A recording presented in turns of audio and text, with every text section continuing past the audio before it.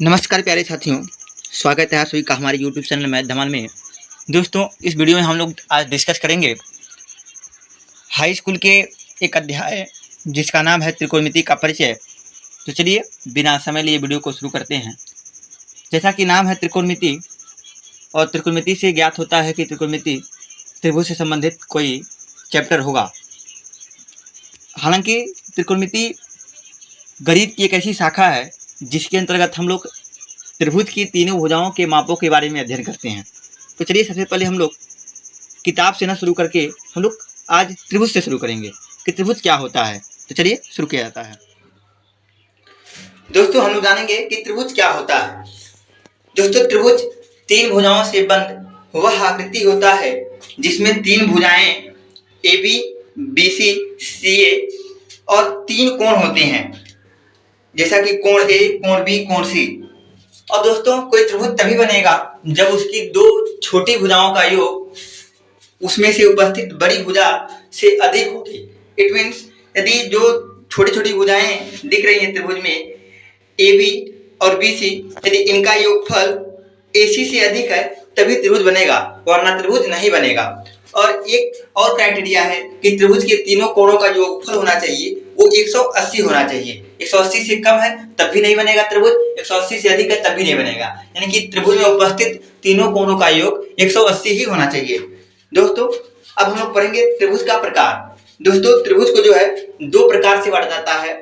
एक तो उनके भुजाओं के आधार पर और दूसरा उनके कोणों के आधार पर। दोस्तों, जो उनका पहला बंटवारा है त्रिभुज का वो है उनके भुजाओं के आधार पर। तो लोग देखते हैं दोस्तों कि त्रिभुज जो होता है वो भुजाओं के आधार पर कितने प्रकार का होता है।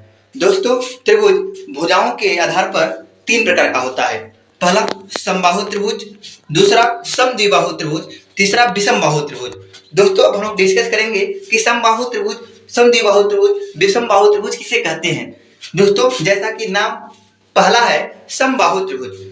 दोस्तों, नाम से ही ज्ञात होता है कि समबाहु इनकी बराबर भुजाओं वाला, यानी कि एक ऐसा त्रिभुज जिसके तीनों भुजाएं आपस में बराबर हो उसे हम समबाहु त्रिभुज कहेंगे। जैसा कि स्क्रीन पर दिखाई दे रहा होगा एक त्रिभुज ए बी सी जिसकी तीनों भुजाएं बराबर हैं, इसलिए यह एक समबाहु त्रिभुज होगा। समबाहु त्रिभुज होने के लिए तीनों भुजाओं का माप होना बराबर होना आवश्यक है। दोस्तों, अब हम लोग का अगला जो प्रकार है वो है समद्विबाहु त्रिभुज। जैसा कि नाम है समद्विबाहु, अर्थात एक ऐसा त्रिभुज जिसकी दो भुजाएं बराबर हो उसे हम लोग समद्विबाहु त्रिभुज कहते हैं। अब हम लोग स्क्रीन पर देखेंगे कि जो एक त्रिभुज पी क्यू आर एस है उसकी दो भुजाएं जो है आपस में बराबर है। जैसा कि पी क्यू और पी आर जो है उनका माप समान है और एक भुजा जो तीसरा है क्यू आर उसका माप भिन्न है, इसलिए यह एक समद्विबाहु त्रिभुज होगा। दोस्तों, जो त्रिभुजों के प्रकार में जो तीसरा प्रकार है वो विषमबाहु त्रिभुज है। दोस्तों, अब हम जानेंगे कि विषमबाहु त्रिभुज किसे कहते हैं।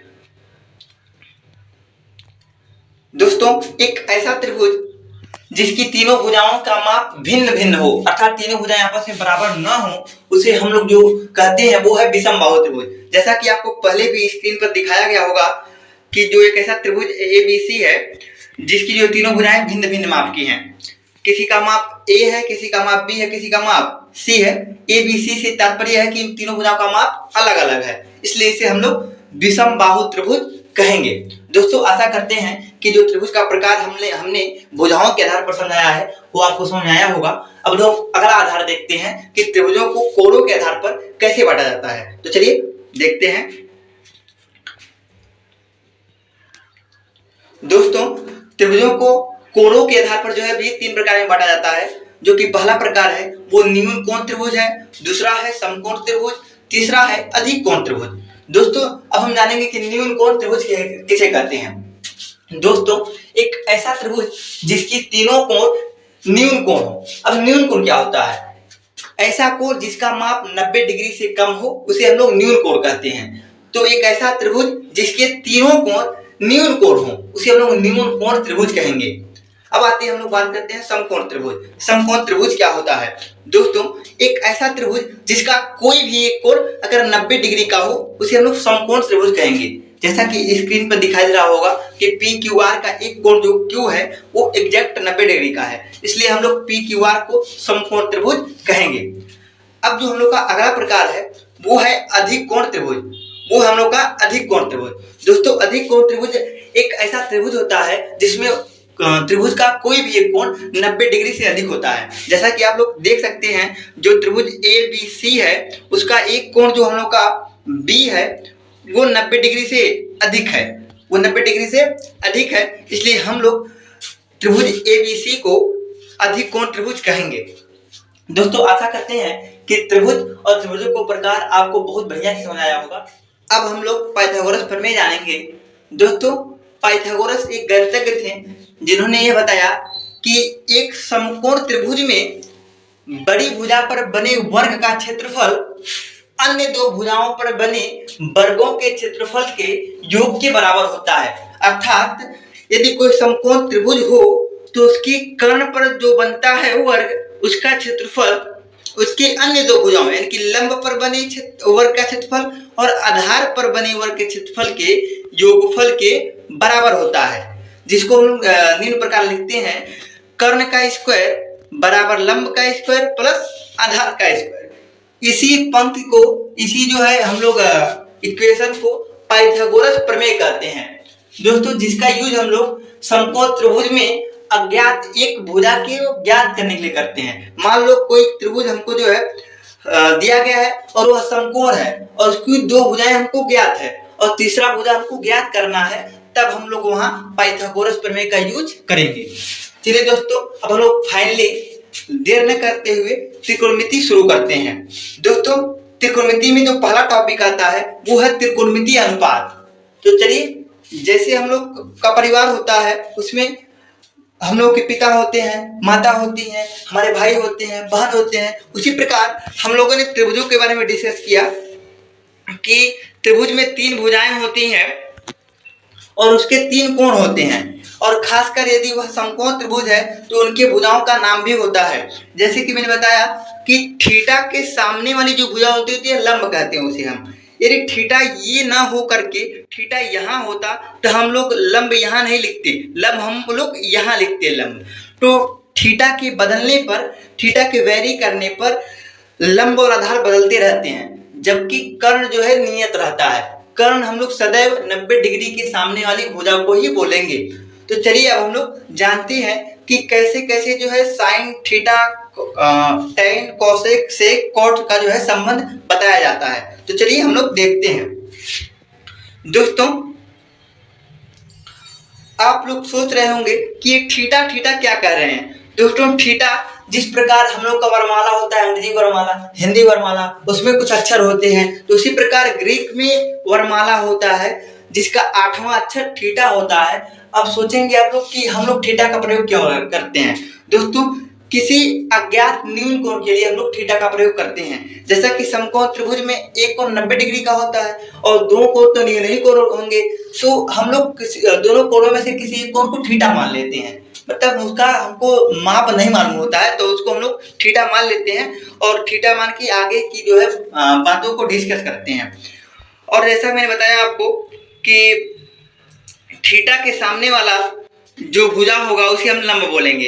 यदि थीटा ये है तो इसके सामने वाला भुजा लंब होगा, यदि थीटा ये है तो इसके सामने वाला भुजा लंब होगा। दोस्तों अब हम लोग संबंधों पर चर्चा करते हैं कि संबंधों को कैसे डिफाइन किया जाता है। तो चलिए समय न लेते हुए हम लोग संबंधों को डिस्कस करते हैं। दोस्तों